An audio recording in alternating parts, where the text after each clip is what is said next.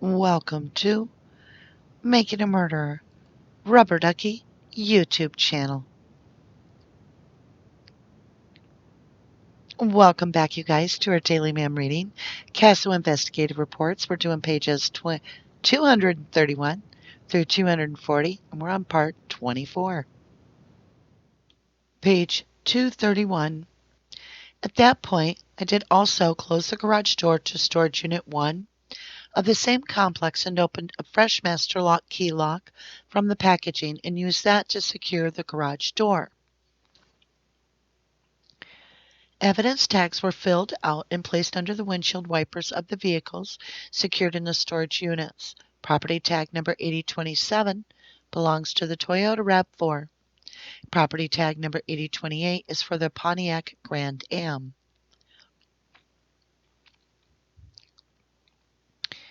The vehicles were stored in the storage unit off of Mary Avenue, and a key copy that was made for the Toyota RAV4 was brought back to the Sheriff's Department, along with the keys for the master locks used to secure the garage doors. The following sets of keys were bagged, sealed, and labeled for evidence and submitted to the evidence storage area in the evidence room at the Calumet County Sheriff's Department. Bag number 1 with property tag number 8037 is a key copy for the Toyota RAV4 that was made by the Wisconsin State Crime Lab. Collected at 1300 hours, same time vehicles were collected. Bag number 2 with property tag number 8038 contains 2 master lock keys for storage unit number 7. This storage unit contains a Toyota RAV4 and the hood for the Rambler. Bag number 3 with property tag number 8039 contains 2 master lock keys for storage unit 1, which contains the Pontiac Grand Am. Evidence bags and property tags along with evidence were deposited in locker number 1 of the storage area to await the property custodian for proper logging. This was done at approximately 1930 hours after Sergeant Tyson did return and open the evidence area. Colonel Chris Windorf, Calumet County Sheriff's Department. Page 232. Type of activity assists with Colonel Chris Windorf. Date of activity 11/11/05. Reporting officer Lieutenant John Brines. On 11/11/05, I, Lieutenant John Brines of the Calumet County Sheriff's Department, assisted Colonel Chris Windorf in transporting evidence from the Wisconsin State Crime Lab in Madison, Wisconsin, back to the city of Chilton. Colonel Windorf and I accompanied 2 records, one from Scott's Towing of Chilton and one from Dan's Towing of Chilton, to Madison, where 2 vehicles were picked up at the Wisconsin State Crime Lab. We left Chilton at approximately 10:45 hours and arrived at the Wisconsin State Crime Lab in Madison at 1300 hours. I accompanied Dan's Towing and once in Madison a 1993 Pontiac Grand Am, which displayed Wisconsin license plate 187JJF and VIN 1G2 NW14N9 PC 726145 was loaded onto the wrecker. I accompanied Dan's Towing with this vehicle back to the city of Chilton. We left the Wisconsin State Crime Lab at approximately 1330 hours and arrived in the city of Chilton at approximately 1540 hours. The 1993 Grand Am was placed into Storage Unit 1, and after the vehicle was placed into the storage unit, I was able to apply evidence tape to both passenger doors, the trunk, and the hood. After the vehicle was sealed with evidence tape, Colonel Windorf closed the door to the storage unit and placed a lock on the door. Lieutenant John Brines, Calumet County Sheriff's Department. Page 233. Type of activity interview of Jody Stachowski. Date of activity 11/11/05. Reporting officer investigator John Dietering. Documents generated none. On Friday 11/11/05, At 10:56 hours, DCI Special Agent Deb Strauss and I. Dietering did interview Jody Stachowski, previously mentioned in this report at the Manitowoc County Sheriff's Department. Prior to having any questions asked of her, Stachowski was advised of her Miranda rights, and she did indicate she understood these rights and knowingly waived them. For a copy of this interview, please see the detailed report of Special Agent Strauss. Investigation continues. Investigator John Dietering, Calumet County Sheriff's Department. Page 234. Interview of Donna M. Avery, date of activity 11/11/05, reporting officer investigator Wendy Baldwin. On 11/11/05 at approximately 13:15 hours, Special Agent Lisa Wilson of the State of Wisconsin Department of Criminal Investigation and I, Investigator Baldwin, made contact with Donna M. Avery at her residence of 1407 Two Creeks Road, Mishcot. When I spoke to Donna at her front door, she informed me 2 cops had talked to her earlier in the week and she did not know why I needed to speak with her. I informed Donna I would like to ask some follow-up questions with her if she wouldn't mind taking a few minutes to talk with us. Donna did invite us into her home to speak with her. Donna said, Wednesday, 11/09/05, Charles, Stephen, and Blaine had come over to her residence. She thought it was very strange that they would come over for no reason. Donna said her ex-husband, Charles, had always told her he would never step foot in her house. However, that evening they came inside and sat down at her kitchen table. She said she still does not understand why they were there because they did not have a purpose in coming over to ask or discuss anything. Donna said when they sat down, the 3 of them kept staring at the door in the kitchen. She said again she thought it was very strange that they came over. The only thing she can recall that they had talked about of any importance was this case, and how Stephen had told them he was innocent and he was being framed. She had thought maybe they were there to say goodbye. Donna described Stephen as being very cool with no emotion in regards to this, which she thought was a little strange. Donna said Charles looked extremely tired and just wanted to get this over with. Donna described Stephen as having a smart mouth with women and making a lot of rotten comments. She said after the divorce, Stephen would make comments like, "Why don't you come over by me, baby, and now that Charles is done with you, I'll take a try." Donna said he never got out of hand. However, she does not feel anybody has ever fought back physically with Stephen, that he would always get what he wanted. Donna described Charles as physical with her at times as well. She said she was married to Charles for about 17 years. She said when she started to move out and filed for divorce, her phone lines were cut. Donna said she could not prove that it was Charles who cut her. Page 235. Phone lines, but knew that he had done it. Donna said after the divorce she was living in her apartment. Somehow Charles would crawl in through the window and she would wake up with him standing over her in her bed in the middle of the night. She said at that time she did not feel scared of him, however, thinks that something bad had happened in their childhood because of Earl's, Charles, and Stephen's sexual issues. At approximately 13:30 hours, while I was talking with Donna, a press release was shown on the news, and I asked Donna to sit down and watch a press release on the information on this case. After watching the press conference, she said she cannot believe this has happened, and she is scared now because he could have done that to her. Donna said Stephen deserves it if he had done this. Donna said she does feel Stephen is very capable of doing this, and it would not surprise her. She said she did hear a rumor there was a jawbone and some teeth found in the aluminum melter, and if that were true, 2 people had to operate that machine. She said Stephen would not have been able to do that by himself. She said if that were not true, Stephen could have done it by himself and nobody would have helped him. Donna said Stephen is a control freak and he liked to control and manipulate people. Donna said Charles, on the other hand, has changed a lot because of the going to jail and getting some counseling. Donna said she was shocked by the new information that came out about this case and was very concerned about what was going to happen in the future. The interview with Donna was concluded at approximately 14:30 hours. Investigator Wendy Baldwin, Calumet County Sheriff's Department. Page 236, Type of Activity Supplemental Report, Interview with Earl K. Avery, male, white, date of activity 11/11/05 at approximately 12:36 p.m. Reporting Officer Investigator Gary Steyer.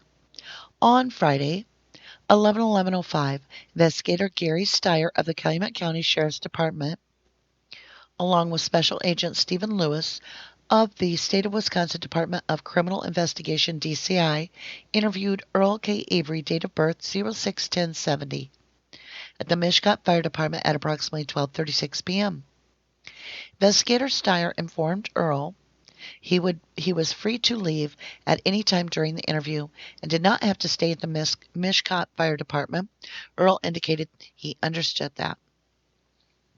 Earl describes to the investigators what he did at the Avery's Auto Salvage Yard on Monday, 10/31/05, the night in question of Teresa Halbach's disappearance.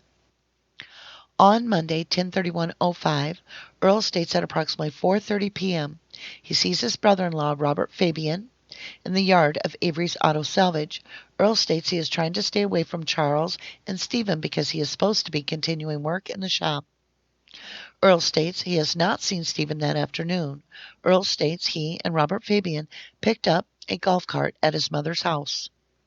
Earl states they get a gun from his car, get in the golf cart, and Robert and Earl go down to the pit. Earl states he is driving the golf cart down a lane located on the southeast part of the salvage yard. This is where Teresa Halbach's car is found. Earl states he does not see the car as he drives through the back end of the property. Earl also states the south end of the property is open into the quarry and has been for several months. Earl says he takes 2 trees, which he had dug up the same day, and places them into the golf cart. Earl describes the trees as 7 to 9 feet tall and 1 to 2 inches in diameter. Earl, earlier in the day, at approximately 11 o'clock or 12 o'clock, has used the end loader with the forks to remove the trees from their location. Earl says he's going to take the trees home with him to his residence to plant them. Earl states Robert and he dumped the trees by the conveyor. After finding no rabbits to hunt in the lower pit, Earl drives Robert in the golf cart down the lane to Stephen Avery's residence. Earl first observes Stephen Avery standing, staring at a snowmobile, which is on the trailer attached to Stephen's black pickup truck. Earl recalls the garage door being shut. Earl also recalls the gray Suzuki being on the east side of the garage and that it had been there for a few days prior to Monday. Earl comments that this is strange that the Suzuki would be parked by Stephen's detached garage and had questioned page 237. Stephen several days early as to why the Suzuki was here. Earl describes Stephen as different and standing very stiff or stiff as a board. Earl states it seems as if something is wrong with Stephen, and he's just standing there staring at the snowmobile. Earl recalls Robert Fabian yelling to Stephen about a Polaris. He does not recall seeing a fire. Earl does recall that Stephen Avery is clean and showered. Earl says he is curious why Stephen is unloading the snowmobile off of the trailer. Earl tells investigators it was Earl's understanding that Stephen was going to sell or trade in the snowmobile on the trailer to TA Motorsports. Earl doesn't know why Stephen would take the snowmobile off of the trailer and put it in the garage only to have to reload the trailer later to take it to TA Motorsports. Earl says Stephen Avery's look is unusual. He is standing just staring. He states Stephen is stiff, not relaxed. Investigator Steyer asked Earl if he had seen a fire at approximately 4:30 p.m. that evening. Earl said he and Robert Fabian seized Stephen at approximately 5 p.m. He doesn't recall a fire by Stephen Avery's residence, but states he knows there was a fire at that location. Earl states he knows this because Stephen had asked Brendan to get rid of the rims and wire out of Stephen Avery's fire pit on Wednesday night and to place them on the rim pile located in the Avery Auto Salvage Yard. Earl indicates this is unusual because the rims and wire are already placed outside the burn area for Brendan to pick up. Brendan did not have to take the rims out of the fire. They were already set aside. Earl says there were approximately 5 to 6 rims there. Earl states this is on Wednesday night, 11:02:05. Investigators continued to question Earl about Monday, 10:31:05. Earl interrupts investigators anxious to tell them something. Earl states yesterday, Thursday, 11:10:05, while Earl is driving up north to see his father, he calls his wife Candy. Earl states he tells his wife he believes Steven Avery did it and that he is guilty. He believes Steven Avery has killed Teresa Halbach.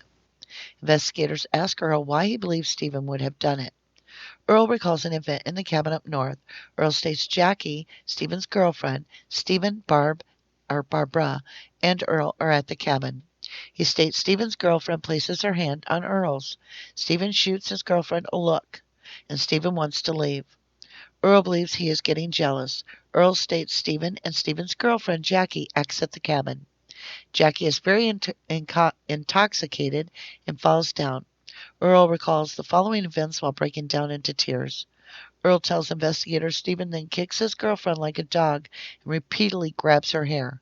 Earl says the next day Steven acts normal, like nothing has happened.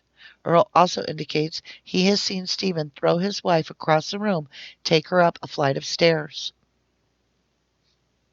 Earl then continues to tell the events of Robert Fabian and he on Monday, 10:31:05.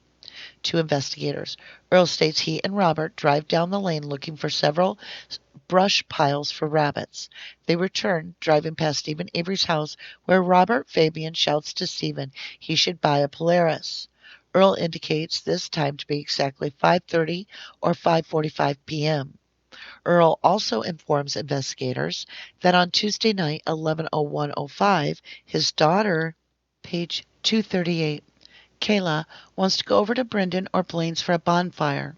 Earl indicates that he will not let Kayla be alone with Steven and believes Kayla to have some infatuation with Steven.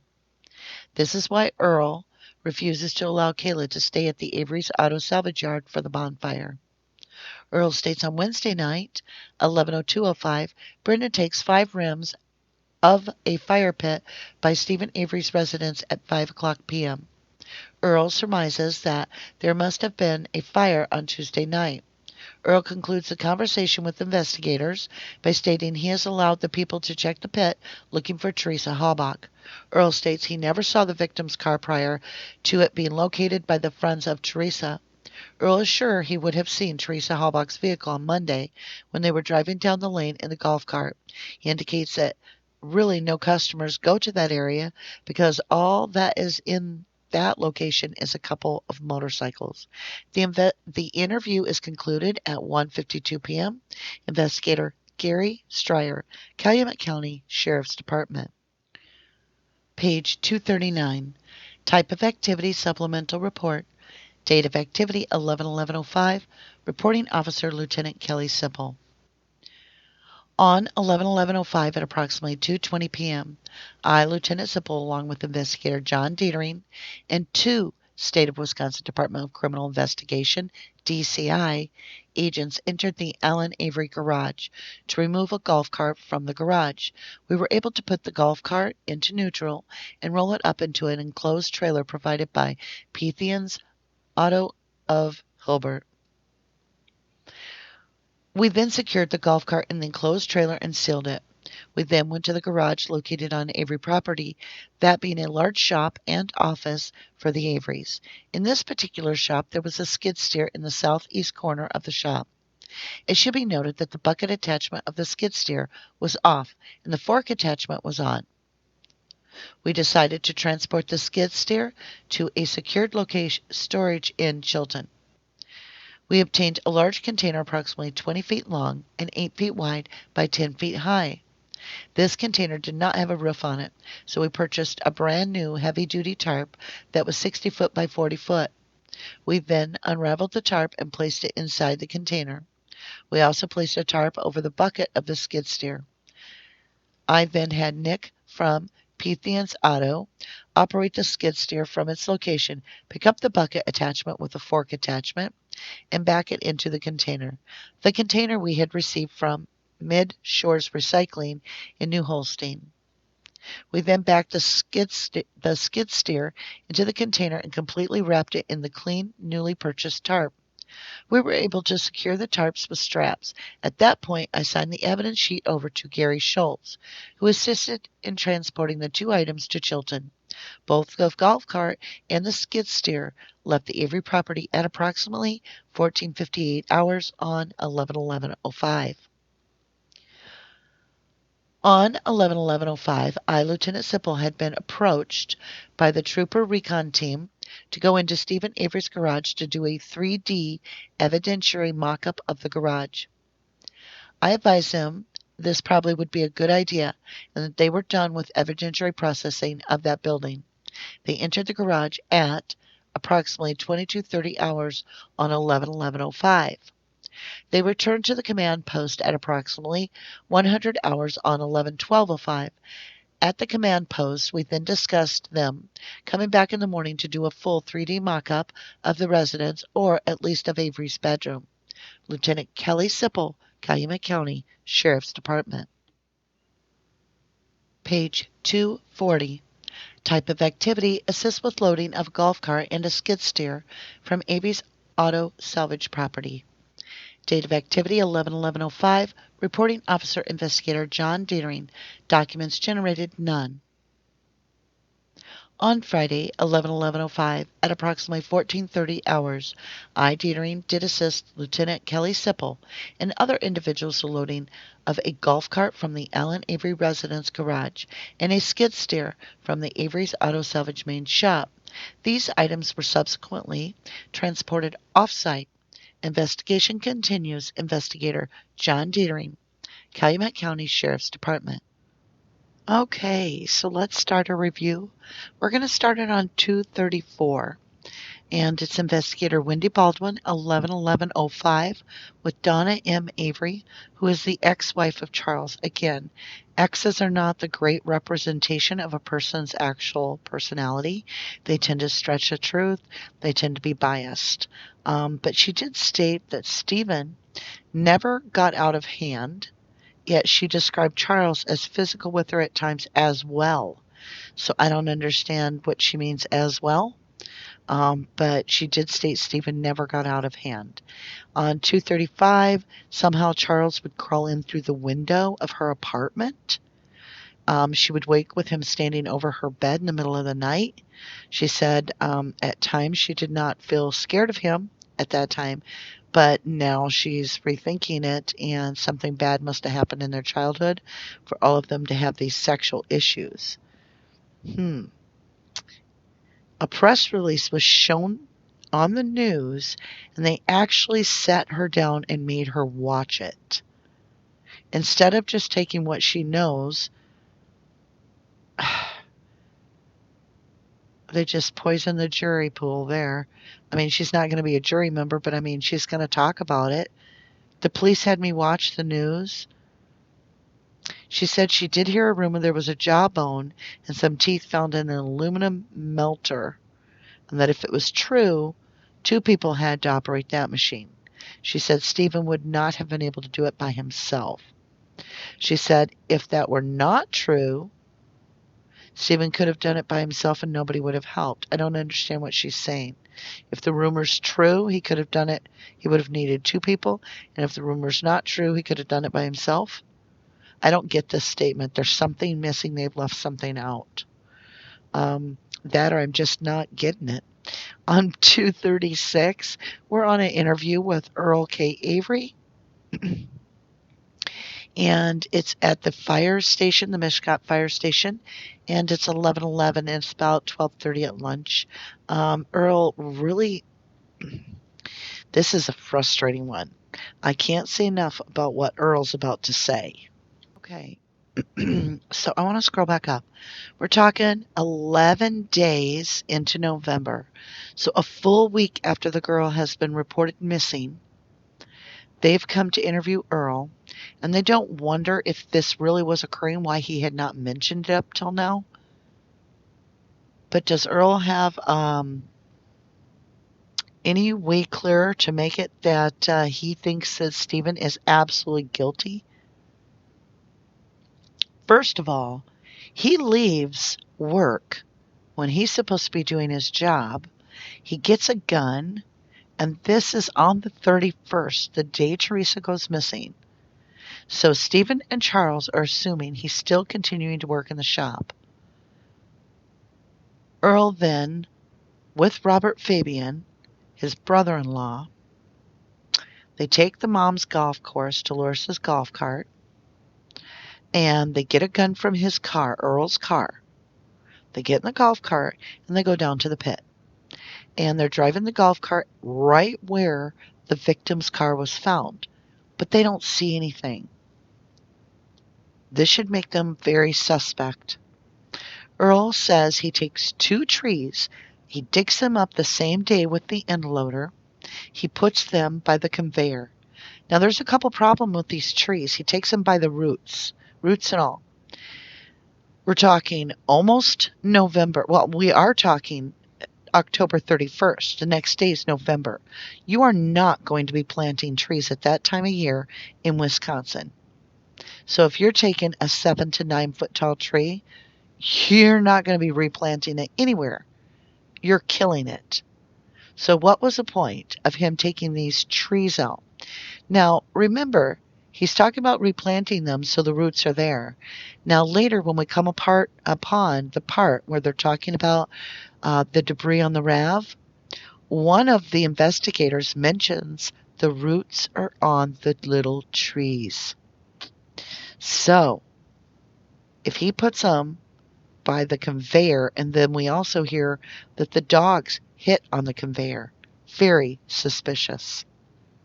They go on to rabbit hunt and don't find anything. He talks about the gray Suzuki being on the east side of the garage.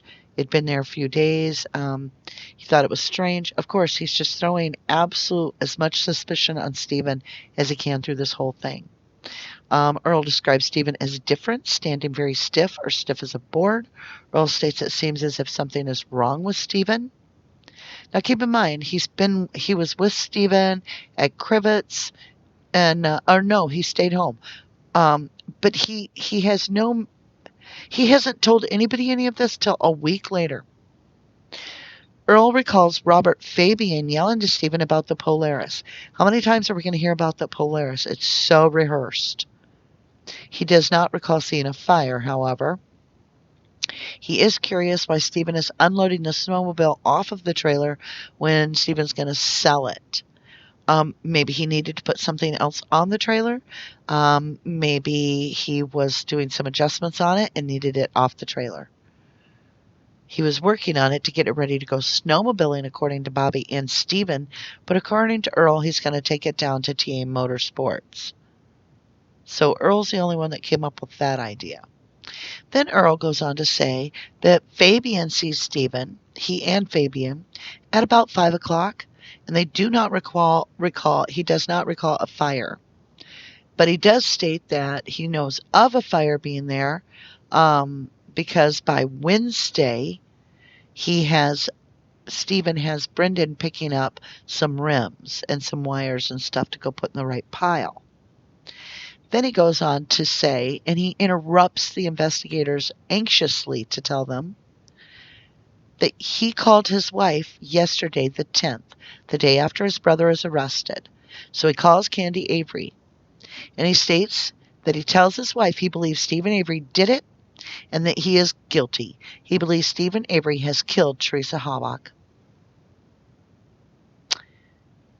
When they ask him why, he recalls an earlier incident in life where there was an ex-girlfriend, and he tells a story about this very intoxicated lady that falls down, and Stephen kicks her like a dog and repeatedly grabs her hair. He also states that Stephen's thrown his wife across the room and take her up a flight of steps.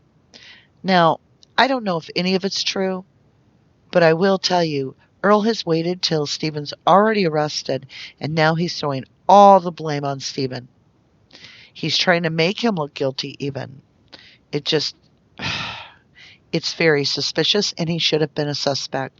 He states he and Robert drive down the lane looking for several brush piles for rabbits, and then they go back by Stephen's house. Now, both of them admit that they do not stop.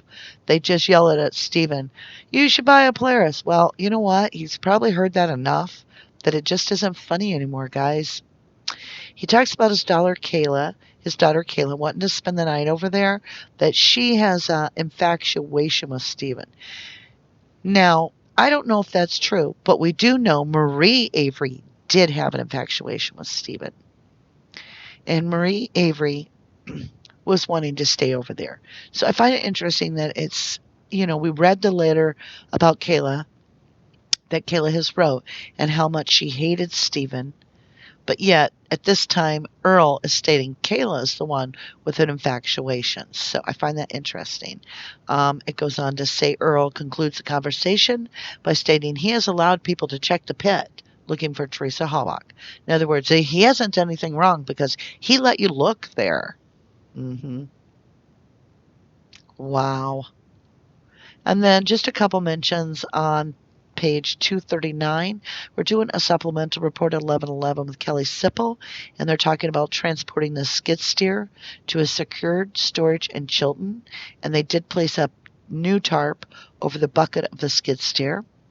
And then on 11/11/05, same day, it talks about he's being approached by a trooper recon team. And they go into the Avery garage, and they do 3D evidentiary mock-up of the garage. Not sure the point of not taking photographs. So other than the most confusing part is Earl is just throwing Stephen under the bus. Like totally rerouting and redirecting any suspicion from himself over to his brother. And I don't understand his relationship with Fabian, who moved out because of the behavior towards his own daughter. It just, how do you trust any of these people? So that concludes our daily MaM Read for today, and I look forward to talking to you tomorrow. Wow, Earl. What in the world? Throwing his brother right under the bus and just abandoning any sense of loyalty to his brother. Now, if that was all true, I would expect him to tell, but it just doesn't fit everything we really know about Stephen. He's been a model citizen while in jail. So that concludes our daily MaM reading of the CASO Investigative Reports, and that was part 24. So we have one more part this week, and I sure hope you'll join me then. It means a lot to me to know that as we go through this, I'm not alone. I got some people to chat with about it, as we read it all the way through. A lot of pages here to read, so we'll be doing this a while together.